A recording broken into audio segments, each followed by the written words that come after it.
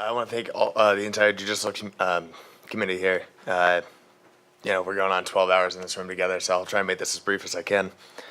My name is Soderbergh. I have extensive experience with firearms, recreationally and professionally, from my first exposure to them in the Cub Scouts all the way up now to my position as operations manager of an indoor gun range and an NRA-certified pistol instructor.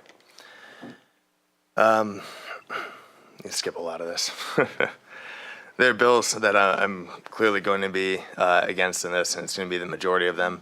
I do strongly support Bill S-213, Bill 2139, 2144, and 2148, and I strongly oppose just about the rest of them. My biggest issue with most of these bills is the ambiguity in their wording. I feel like it allows for a vagueness that I'm sure you on the council have seen abused to many ends many times before. And I would want to ensure that the specifics were ironed out before any of them were passed into law. Let's see. I feel like what we need time for now, and a lot of things have been mentioned, I think the biggest thing that we need now is education. We need data, we need research, which is why, Senator Archambault, I'm so strongly in support of your bill requiring the Attorney General to report the findings of their statistics that they take in. And then, furthermore, Senator Lombardi, I commend you on your, word to use here, bare language of Mayor Lorza's emotionally charged narrative that he was pushing earlier. I don't think it's time for that kind of emotion. I think that'll just breed reactive legislation, and I don't think that will accomplish anything of value.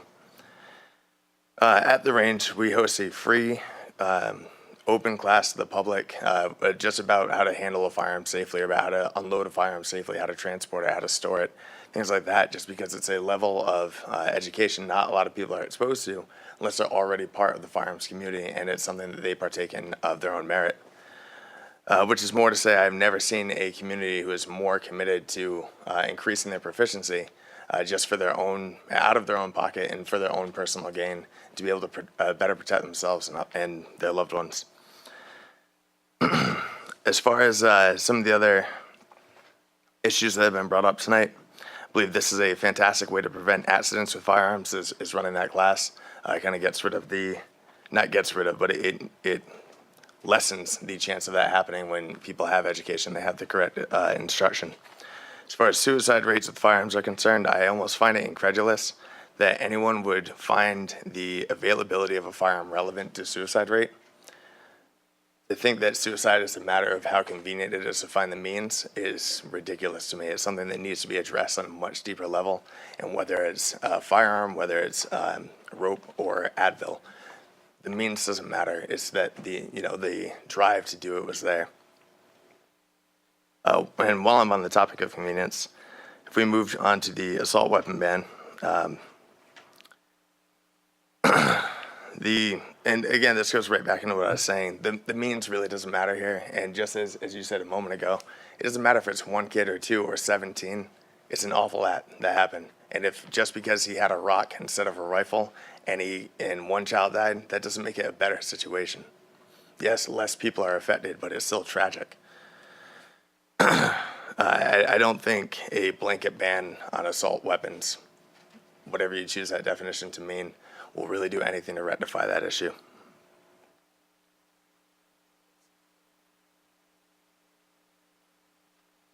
All of this I've submitted in written testimony, so it'll be on record, but I just hope that you guys see the outpouring of yellow shirts tonight and the